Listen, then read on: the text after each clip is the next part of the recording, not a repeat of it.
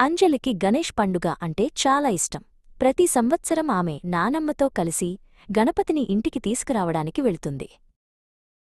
ఈసారి అంజలి పెద్ద రంగురంగుల వినాయకుడి విగ్రహాన్ని చూసింది. నానమ్మ, ఈ వినాయకుడు ఎంత అందంగా ఉన్నాడో చూడు అంది.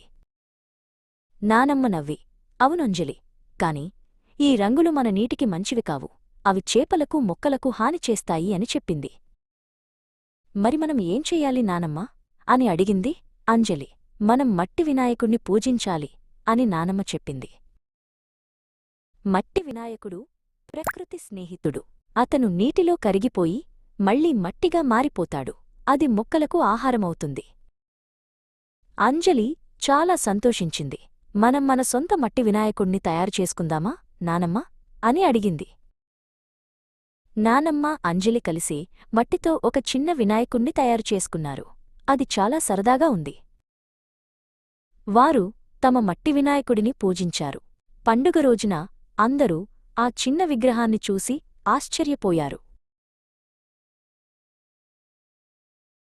నిమజ్జనం రోజున వారు వినాయకుడిని ఒక బకెట్ నీటిలో ఉంచారు. వినాయకుడు నెమ్మదిగా కరిగిపోయి మళ్లీ మట్టిగా మారిపోయాడు.